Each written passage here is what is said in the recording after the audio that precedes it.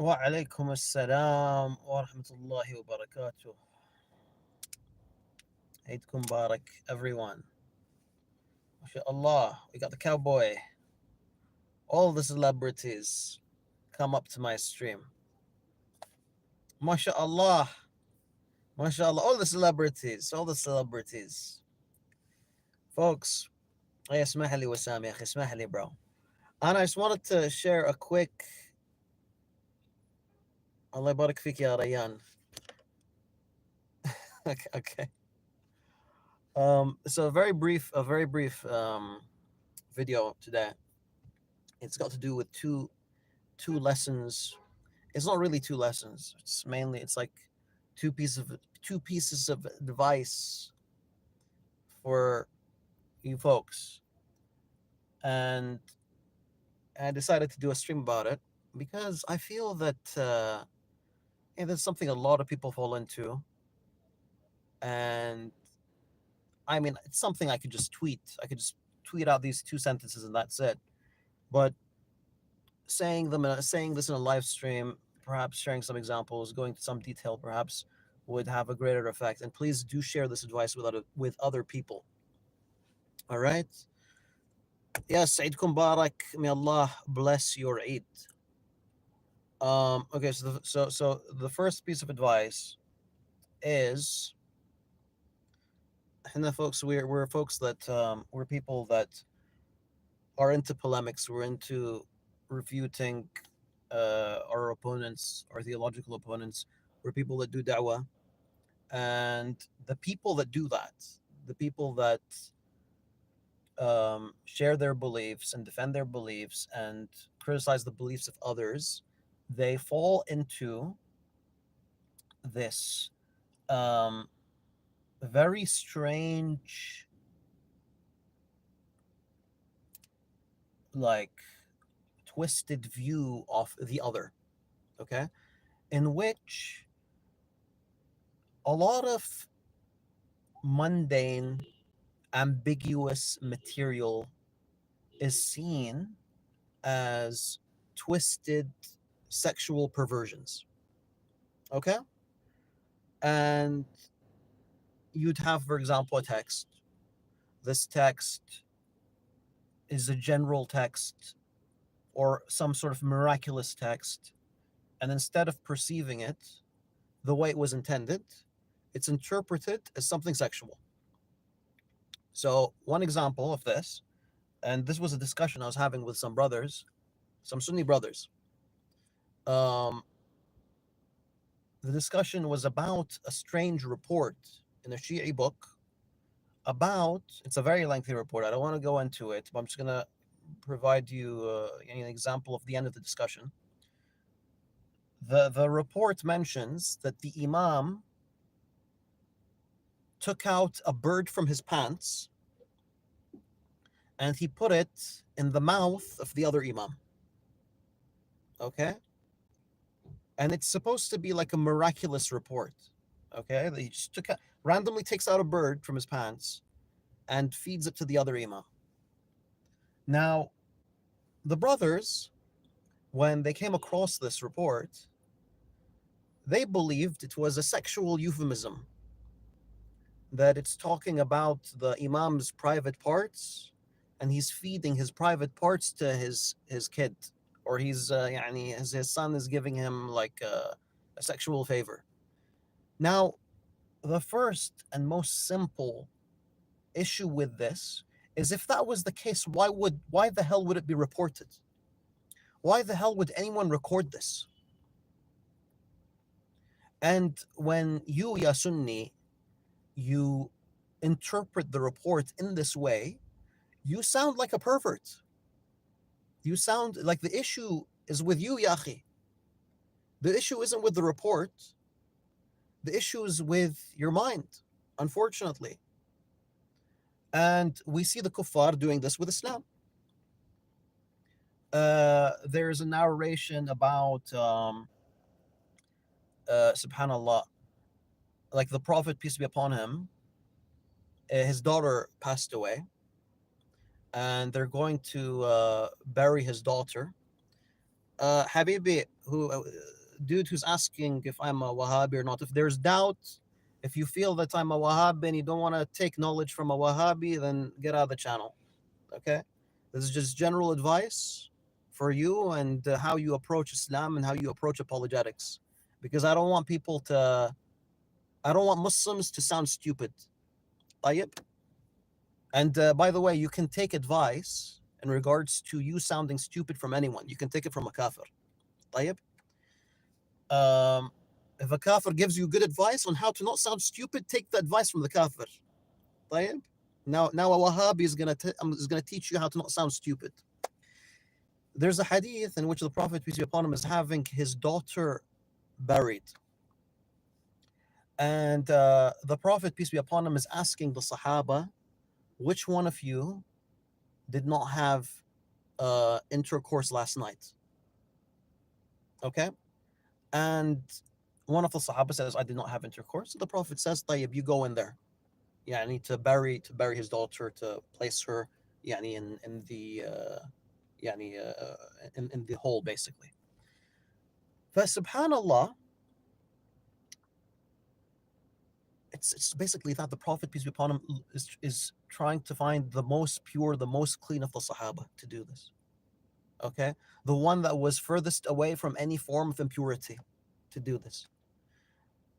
And then the kuffar, they look at this report, and again, this shows the sexually perverted nature of some of these enemies of Islam.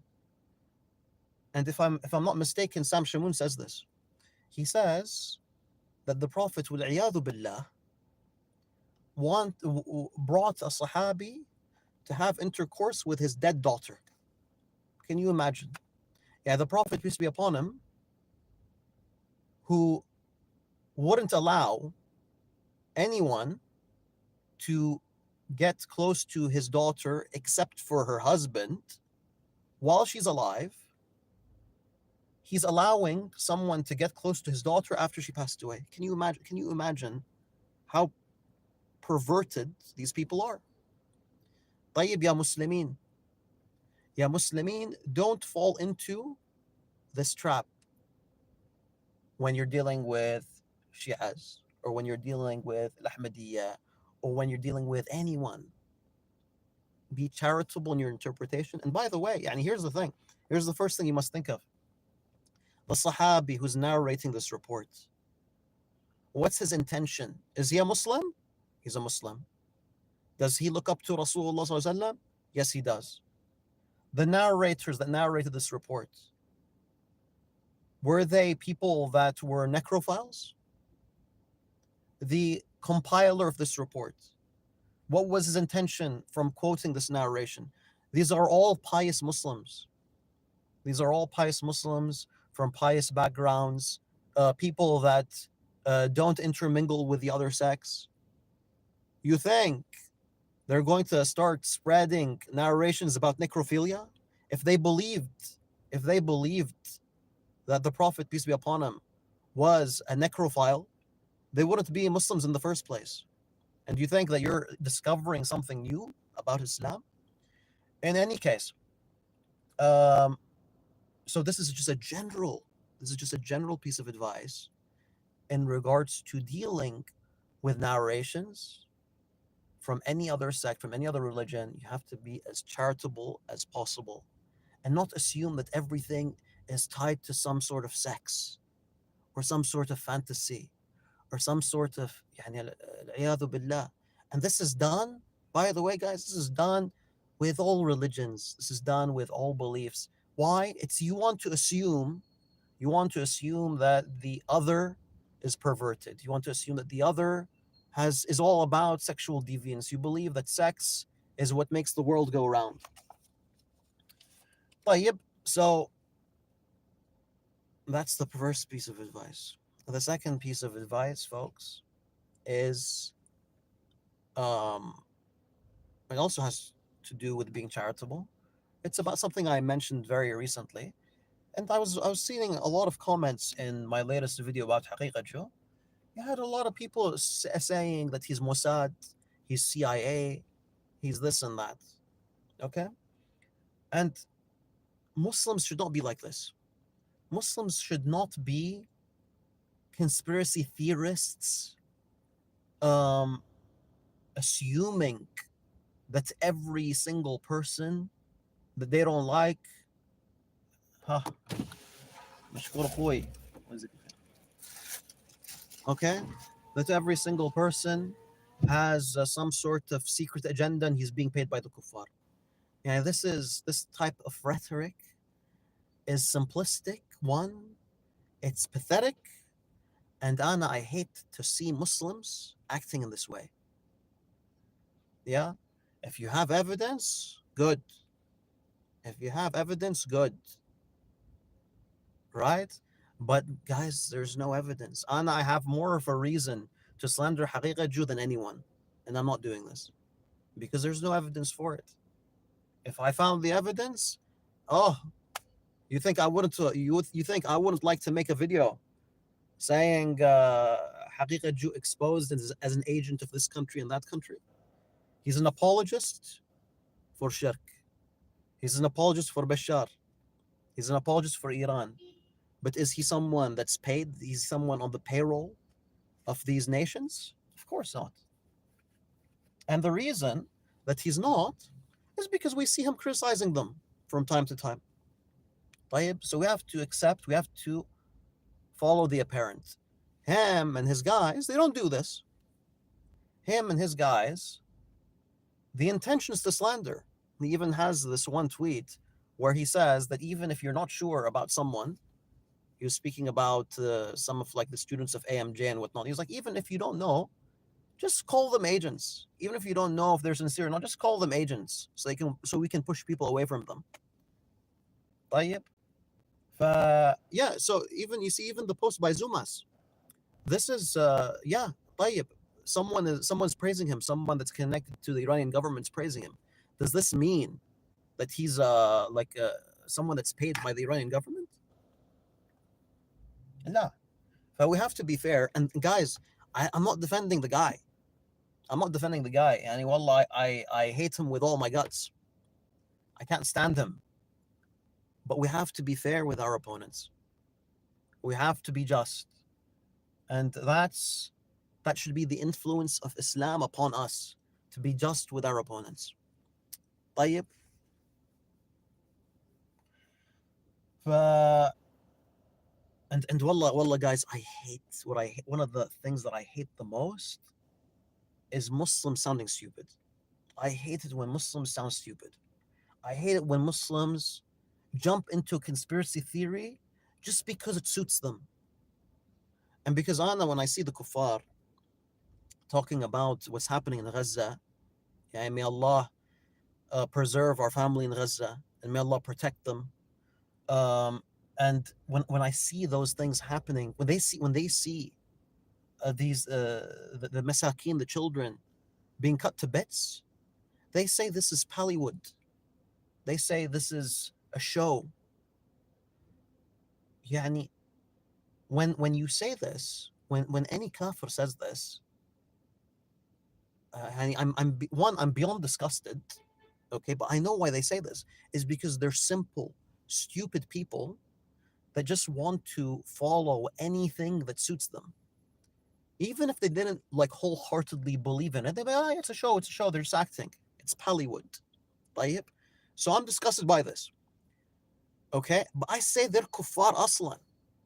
They're kuffar in the first place. When I see Muslims act like this, it really irritates me. Yeah, I'm sickened by Muslimin, people Allah subhanahu wa ta'ala has given Islam to. They speak in the same way. They speak with simplistic ideas because the information is too hard to consume or to interpret or to be charitable. And they say, he's with the Jews. He's with the Jews. Yeah, you know, this was a joke. When we were kids, anything you don't like, هذا مع إسرائيل. You know, this guy's Israel, this guy's Iran, this guy's Yehudi, this guy's a spy, this guy's an agent. But subhanAllah, it shocks me when I saw, subhanAllah, this guy is dude with a massive following, 300,000 or 500,000 on YouTube. He speaks like this. He speaks like an idiot, saying this guy's a Jew, that guy is a Jew. You know, Judeo Muslims. It's pathetic. And Anna, one of the things I hate most about Haqiqa Jew, guys, one of the things I hate most about Haqiqa Jew is he makes Muslims stupid with this rhetoric. Instead of saying, folks, be critical with information, come to the conclusions on your own, decide what the person is from what they say. Let's examine what he says here, what he says there. Instead of that, he's an agent. That guy's an agent. He called me Zionist, مدخلي شنو بعد؟ حدادي, Judeo-Muslim, ISIS apologist. يعني anyone with self-respect that cares about how he's perceived knows that you're a liar when you say stuff like that. But subhanallah, it is like the Christian Prince folks, man. This is like the Christian Prince followers. After seeing all this and they know he's a liar, they support him. Fa'ana, what I hate is when someone is like a huge liar, but you support him because you like some of his positions. Yeah, and it's sad. Mubarak Yusuf says he also calls people bootlickers. Akhi, subhanallah, Anna, how many times do I defend the regimes? How many times do I praise governments? How many times when I see a government doing something wrong, I defend them? How many times? Count them. List them. Good job. Good job. Good luck trying to find me doing it. Look at how often he defends the mujrimeen. Look how many times he defends Bashar and Iran. Ajib, huh? Subhanallah. Subhanallah. طيب guys, Ana, I have to get my feed and I'll catch you in the next one, inshallah. Assalamu alaikum wa rahmatullahi wa barakatuh.